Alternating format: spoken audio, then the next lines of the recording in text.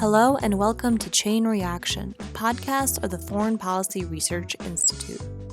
This week, we'd like to introduce a special series recorded in collaboration with FPRI's BNB Russia, a news brief that brings together the latest on Russia's economy, politics, business, and political risk environment. FPRI's BNB Russia strives to be a platform for analysis, particularly for emerging area experts and academics, and a space for even-handed, fact-based conversations in the hopes of improving Russia and Eurasia analysis and coverage. Throughout the year, this series, hosted by FPRI fellow and BNB Russia founder Aaron Schwartzbaum, will explore politics, economics, and their intersection in Russia, Ukraine, and the post-Soviet space. This week, Aaron is joined by Isabel Linzer, a research analyst on technology and democracy at Freedom House, and Nick Trickett, a specialist on Russia's political economy and the author of the Russia section of Freedom House's Nations in Transit report. Together, they discuss the state of Russian democracy, as well as the state of Russia's electoral and internet freedom. We hope you enjoy the discussion. Nick and Isabel, great to have you with us today. Thanks for having me. Great to be here. Thanks. So first things first, before we get to today's topic, I'd like both of you to introduce yourselves. Nick, you're an old timer, so we'll start with Isabel. Tell us more about what you do, what keeps you busy. Sure. So I'm a research analyst for technology and democracy at Freedom House, and I lead Election Watch for the Digital Age, which is a new project that we have that's a bit different than some of the annual reports that you might be familiar with.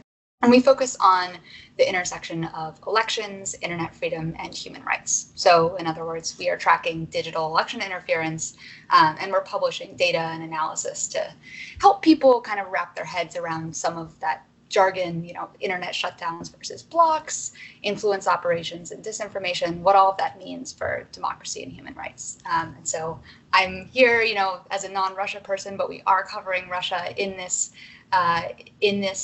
project, and I'm really delighted to talk about it because I'm all for mainstreaming digital election interference into conversations about democracy and elections more broadly. Yeah, we're excited to have you. I think the comparativist kind of global context will be helpful in kind of placing Russia in the broader global trends. So turning to Nick, what's your latest? Yeah, so like so many other people last year, I'm one of the hapless souls who migrated to Substack. So I run a daily newsletter covering kind of political economy developments, business news, some kind of commodities or international stuff, but focusing mostly on Russia, some Eurasia content as well, and occasionally stuff in the US. And basically, as of now, I kind of mostly do project kind of political risk work. Now, I would say that this is big R risk, meaning that it's not so much the kind of security stuff where you try to figure out who's going to steal your property or like who to bribe. It's more the kind of macro environment. What's the role of a state corporation on a given market? Or what impact does the energy transition have, let's say, on budgets and so on? And that's kind of what I've been doing for the last 5-6 months. It's a great Substack. Highly recommend folks subscribe. I'll include a link. OGs and OFCs is what it's called. Combining Nick's love of Russian debt markets and classic hip hop. But anyway, let's get to the topic at hand today. So starting with a very Freedom Housey theme, and I should note the caveat, we're speaking, these are our own opinions here. We're not speaking for anybody else throughout this conversation. But the Nations in Transit report, which as far as the Russia part's concerned, Nick took the lead writing, if I have that correct. How did Russia do this year? So the kind of big story would be that Russian national democratic governance declined to the lowest possible score for the first time ever, I believe, if I'm recalling that correctly. Of course, Russia didn't have very far to fall.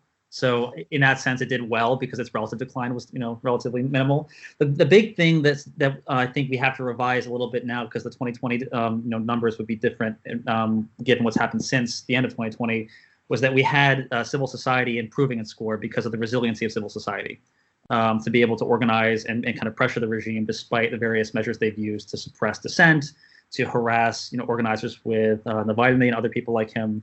The problem, of course, now being that the level of repression is so much greater that it's unclear what level of resilience really is there going forward into the Duma elections later this year. But for last year, we noted basically that kind of was an improved score because they were more resilient than expected. That sounds, good that they're more resilient and respective. But it sounds like things were pessimistic to begin with and got more pessimistic, kind of continuing with the adage about Russian history, and then it got worse. Isabel, though, if you could speak to how that trend fits into the broader overall kind of global performance. As far as what I've read, 2020 was not a fantastic year for democratic governance, or at least as far as retrenching democracy. What was the broader theme? So yeah, that's exactly right. In nations in transit, Belarus was the other country where the national democratic governance score bottomed out. But kind of looking a little more broadly still, Russia, out of the 29 countries in nations in transit, is ranked seventh from the bottom, which is certainly not great. And that is consistent with Freedom House's other annual reports. So in Freedom on the Net, Russia is rated as not free. It declined a point last year because of its push towards sovereignizing the internet through this sovereign Runet law. And in Freedom in the World, which looks at political rights and civil liberties, Russia is also rated as not free. But the score there, kind of like Nick was saying, has kind of bottomed out in a lot of areas. So we haven't seen much score movement. I think we're all waiting to see if the upcoming elections change that. But, in Freedom in the World, Russia sits next to Vietnam, Democratic Republic of the Congo, Rwanda, Egypt, these really very authoritarian countries. So that's not a good place to be in heading into an election season. Certainly not. And I think, though, it's important, and again, why I'm excited to have a comparativist here and with global context, is important to note that while Russia, of course, has its unique spin on authoritarianism, it is a regular country. It's not, as Nick said, not like a mysterious black box unicorn. It does fit into the global trend. Nick, if I could ask you, just as a methodology enthusiast, as far as calculating how democratic or not democratic a nation is, what are some of the metrics you're looking at, especially as we're looking towards Russia's upcoming parliamentary elections? Yeah, so it's kind of hard to say because, for example, when you write these reports, you're also somewhat locked in by path dependency off prior scores, because obviously I can't come in with a blank slate and just decide what I feel that a score should be. But I would say that the most of the important metrics tend to be qualitative, for the simple reason that it's really, really easy to kind of teach the test, if you will, if you're trying to create a measure for, for democratic governance in a country, especially a country like Russia. And we see how ineffective that is when you look at stuff like World Bank doing business ratings, which will show Russia climbing the rankings, but we all know that's absurd. And so I would say it's kind of a bit of alchemy, but you're basically kind of conglomerating all the qualitative evidence you have as to what the actual quality of institutions are, what the level of dissent that is tolerated looks like, the flexibility of the system, frankly, in responding to kind of crises, and that kind of often reveals how democratic its character really is. In the Russian case, that usually means manual controls. It's called that essentially someone in the state is tasked with fixing a problem, and it's obviously not by democratic means generally. I would also say, going back to what you mentioned earlier, the kind of resiliency of non-state or kind of civil society or non-state actors to organize and be able to address local problems.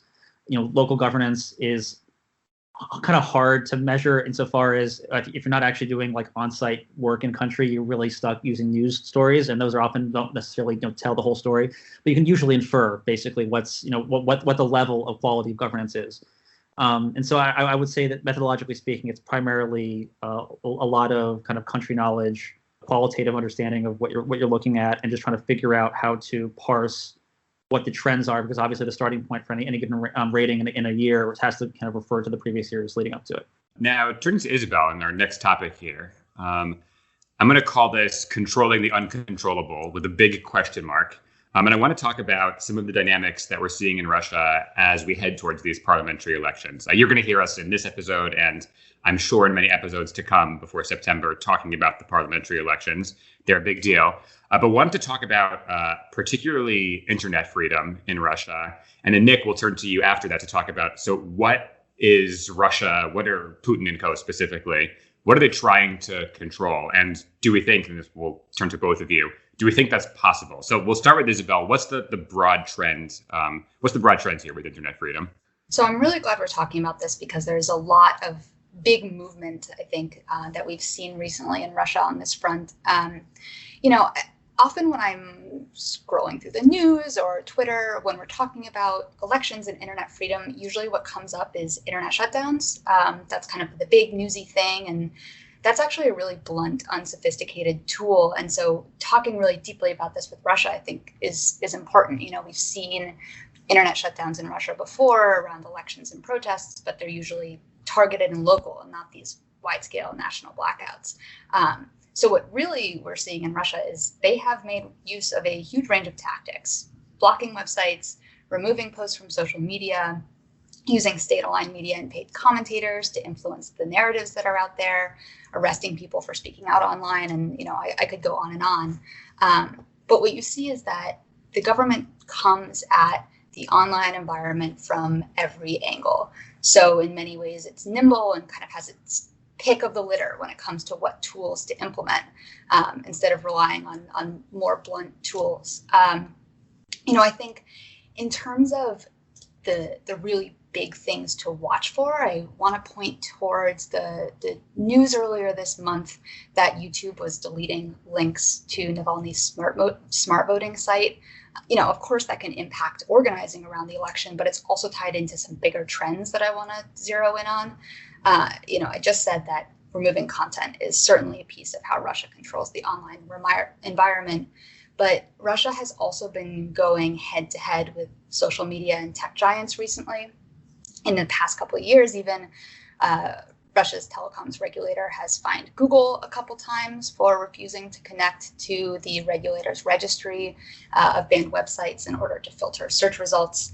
And then more recently, Russia sued Twitter, Google, Facebook, TikTok, Telegram for allegedly not deleting certain posts related to the pro-Navalny protests this winter. So this is a really big deal and something to watch going into this election and beyond, because all of this tension with social media companies is a clear signal that the Russian government is still continuing this campaign it has to establish a sovereign internet, right? So a Russia-specific internet. And the big question here is, how will tech companies respond to pressure? Will they capitulate ahead of the election and comply with what is likely to be increasing demands from the Russian government to help control the online environment? And, so far we've seen fines, but if looming over that, the threat is that if these companies don't comply, they would be blocked or cut off, which is certainly a big incentive for them to comply with the Russian government. And we did actually just already see a preview of that when the regulator threatened to block Twitter and then throttled access to Twitter for failing to remove banned content. So a question about that, if I could jump in. Do you see, as far as this trend has continued, and I remember when it must have been 2015, starting to observe, they're going to try to create a sovereign internet. So it's been a topic for a while. Do you see in the last several years, more willingness from the authorities to play tough with international tech companies, but also have you seen greater capacity by the internet regulator Roskomnadzor? They have a kind of amusing online presence. Throttling the internet's not amusing, but their Twitter accounts sometimes can be. But do you see them gaining ability/capacity? And by that, I mean, they very famously kind of tried to take on Telegram and just overtly lost. They couldn't do it. With throttling Twitter, I believe it was they tried to and I am not a tech whiz here, but they blocked the subdomain t.co, the Twitter subdomain, which also meant they took down Microsoft website in Russia because it, Microsoft t.com. So they wound up taking off or throttling a vast swath of the internet, which doesn't look, how do I say this correctly, particularly savvy as far as censorship. So turning back to the actual question, are they getting more willing and are they getting better? Well, I'm glad you pointed out Telegram. That was really a clumsy failure, and same with the Twitter block, inadvertently blocking other websites. But it does demonstrate willingness, and I do think there are more points of leverage now.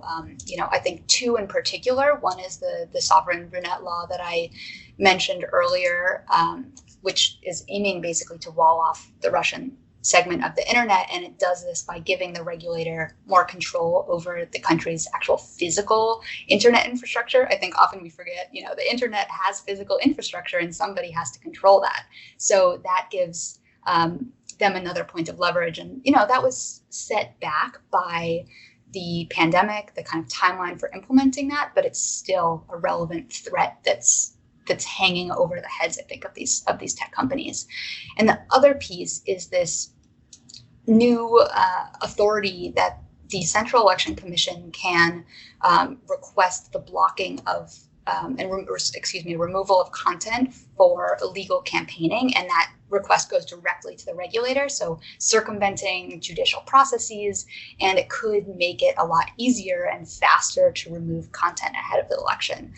So I do think that there is definitely momentum despite the clumsiness that we've seen. Would you believe that the head of the Election Commission was once a highly respected human rights defender with a really sterling reputation for doing good work? Kind of shows the political decisions that people make within the Russian system. We'll be right back after this short break. B&B Russia is meant for anyone who wants to understand what is going on in the world of politics and economics in one of the world's key emerging markets, or perhaps just wants a peek into the broader post-Soviet space. We're a team dedicated to making Russia and Eurasia more accessible, both to rising area experts and specialists, but also to those who don't know what kvass is, have no strong opinions about dill, and don't have any feelings about Moscow's macroeconomic policies. We're here to keep you ahead of the curve and spot what most in English language media aren't talking about. The B&B Russia project is led by FPRI fellow and B&B editor-in-chief Stephanie Petrella, while our latest edition, B&B Ukraine, is led by FPRI associate scholar Eilish Hart. To receive the latest on Russia and Ukraine news, be sure to sign up for B&B Russia at www.fpri.org/subscribe. And now back to the discussion. Turning to Nick, though, so we're talking about these efforts to establish a sovereign internet, whether or not they'll succeed. I mean, Russians as a whole are a fairly tech-savvy bunch, but you can only go so far to actually get around to the hardware limitations of the internet being regulated.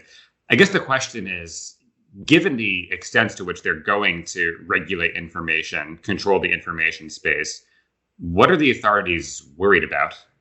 If I had to simplify it, they're worried about objective truth existing.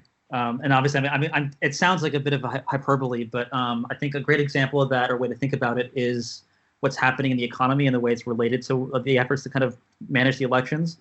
If you want a kind of simple formula, the worse the economy gets, the more they have to rely on repressive measures, basically, to make sure that they get the outcomes they want.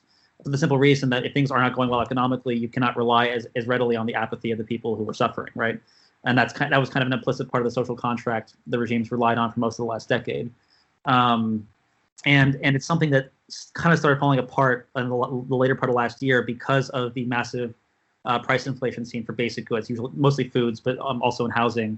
And that's actually a global story because that's been happening in lots and lots of countries for the simple reason that during COVID-19, we weren't consuming services, but we all still had to eat. So and lots of commodities for various reasons got more expensive.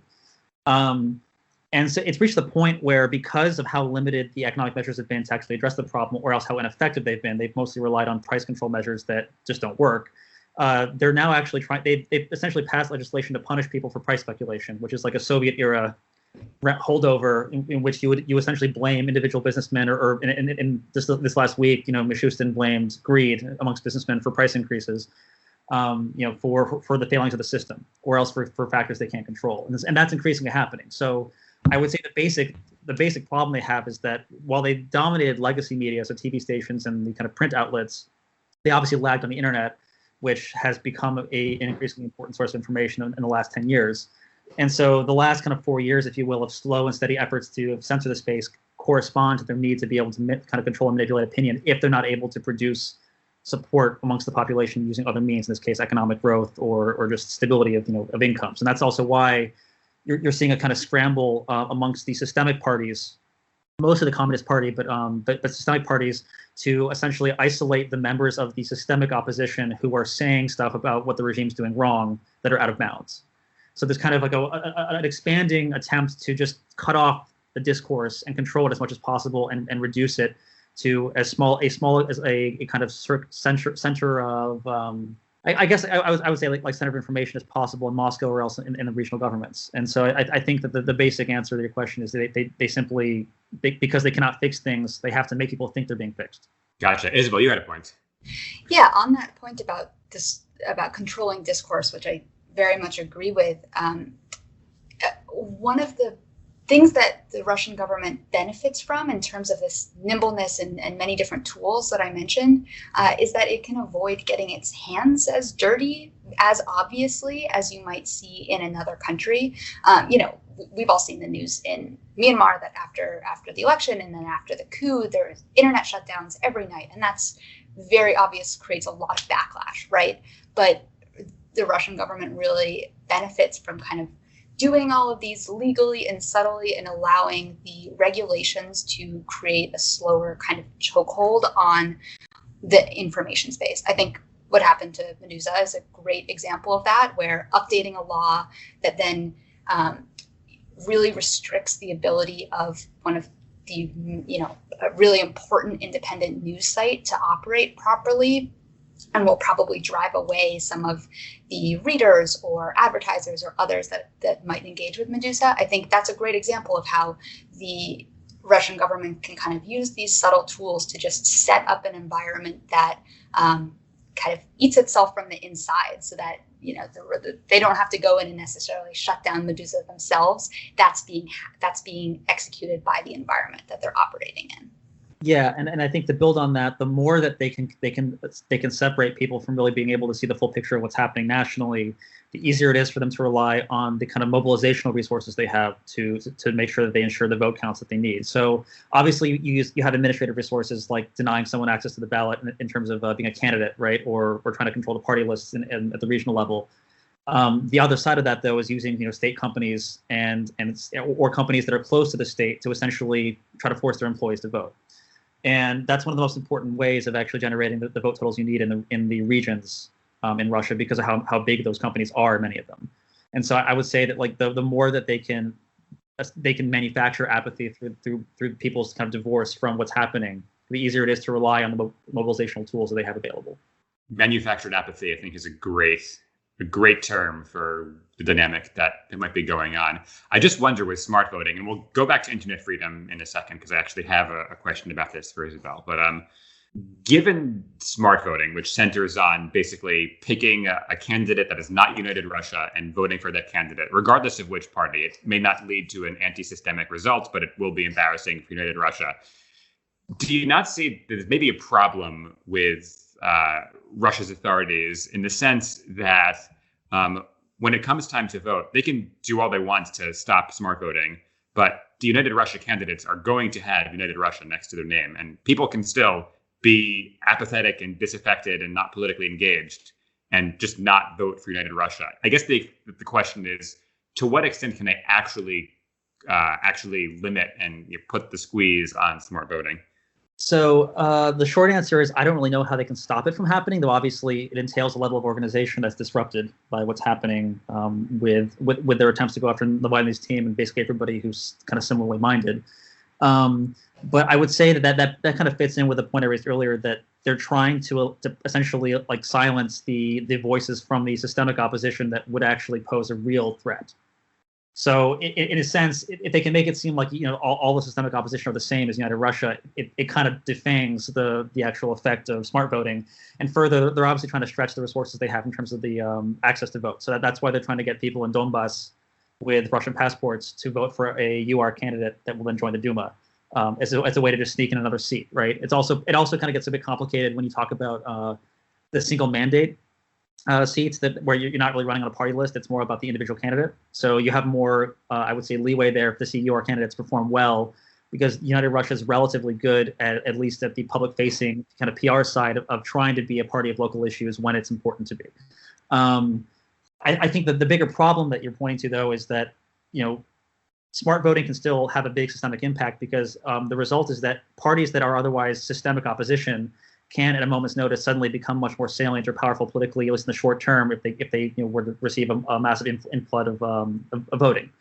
So it's part of this kind of tenuous balance where they can control the players that are within the system, but at the same time, those players can still gain political capital by getting more votes.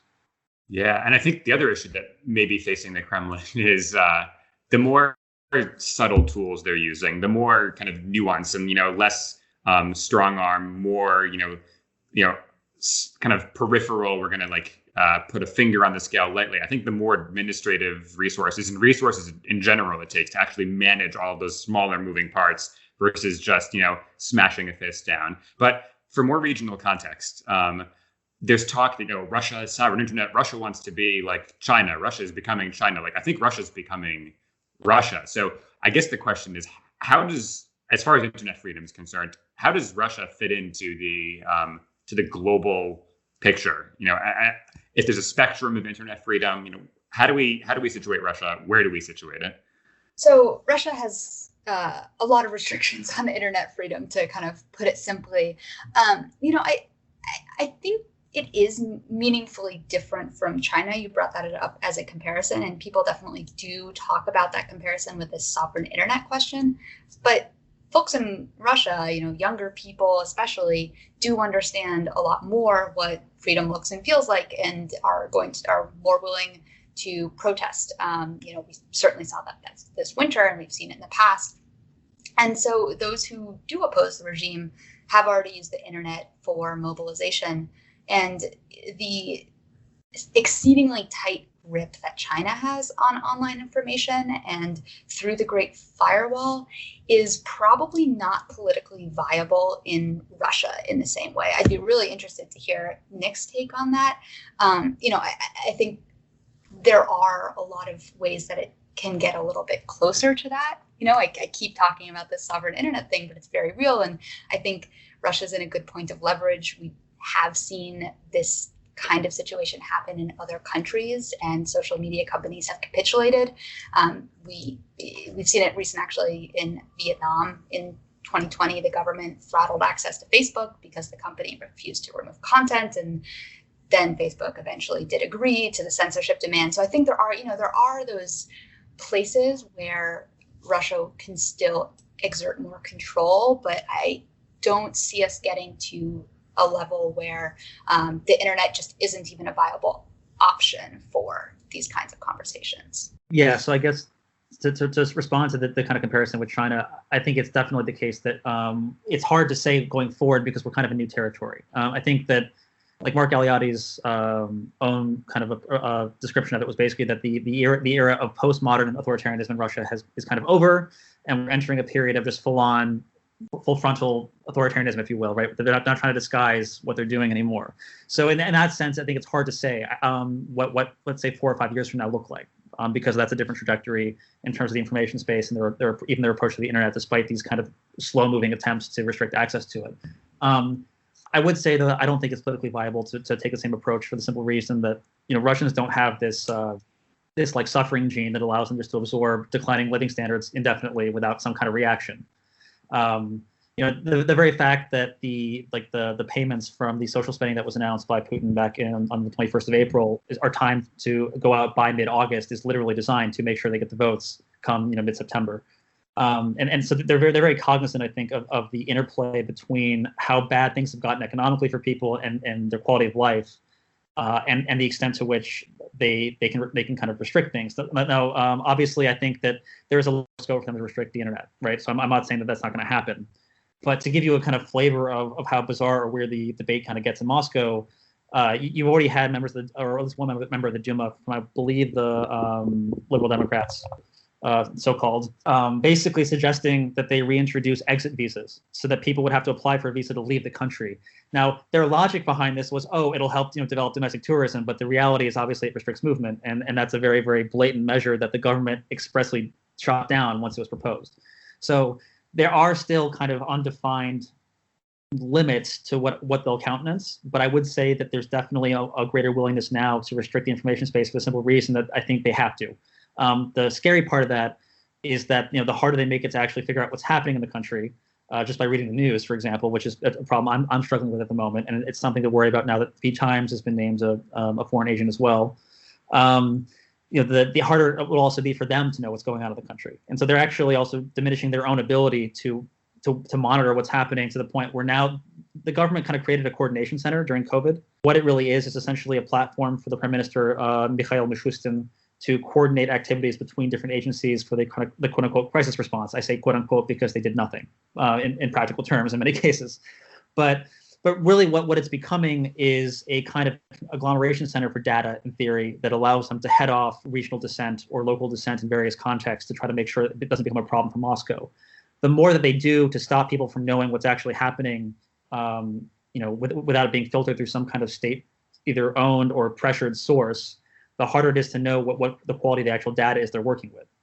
And so I think it's kind of a fundamental problem that I think is different in China, because China is governed much more expressly at the regional level than Russia is, where the regions often are pretty much at the mercy of the center for resources in many cases.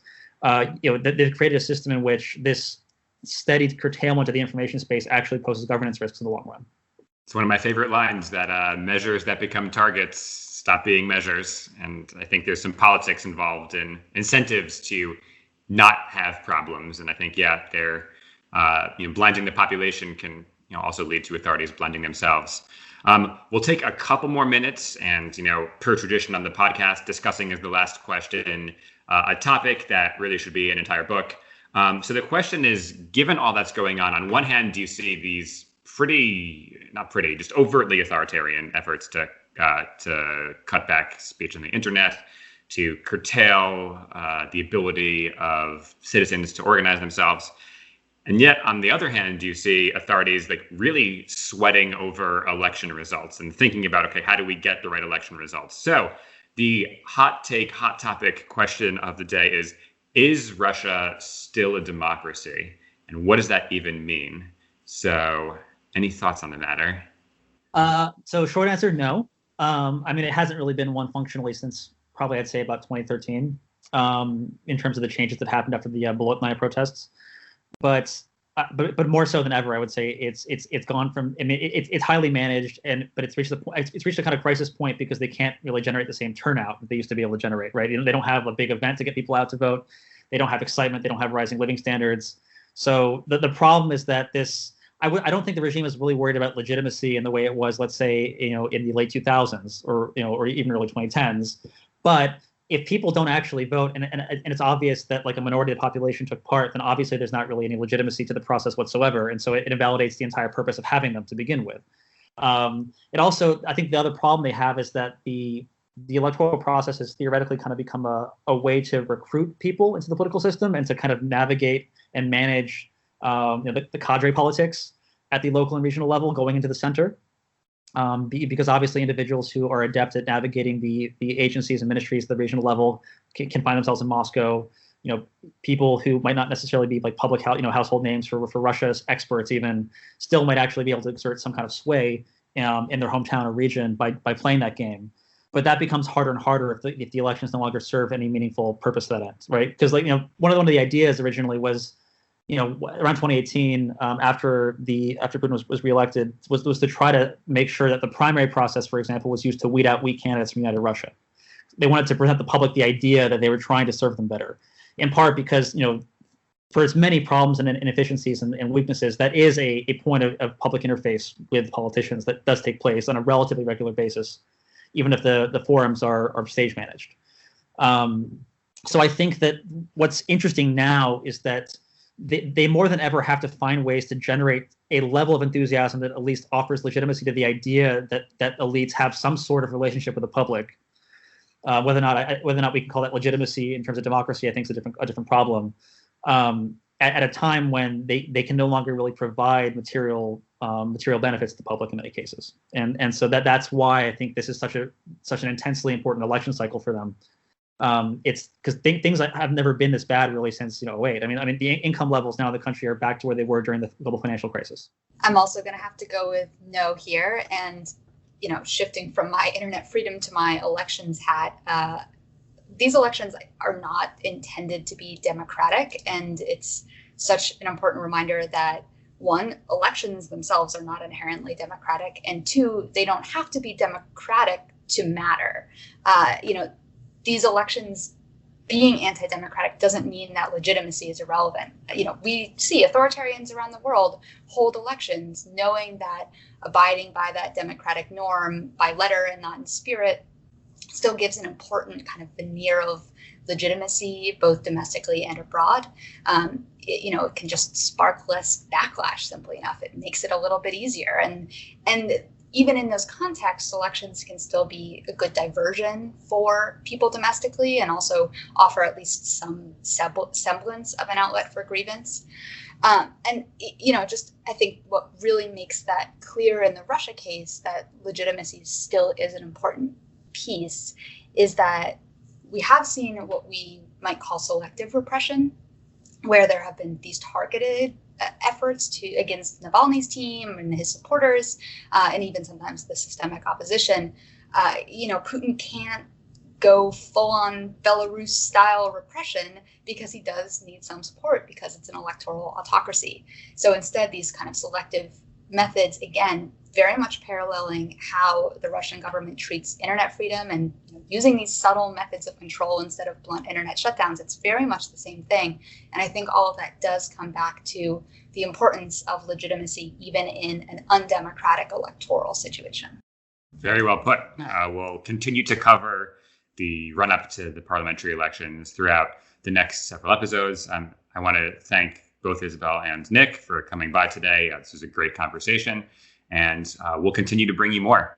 Thank you, guys. Thank you. Thanks so much. Thanks for joining us on this episode of Chain Reaction. Be sure to subscribe to Chain Reaction on iTunes and Spotify, and don't forget to follow us on Twitter at the handle @FPRI. Chain Reaction is a podcast of the Foreign Policy Research Institute, a nonpartisan think tank in Philadelphia. For more information about this and other initiatives, be sure to visit www.fpri.org.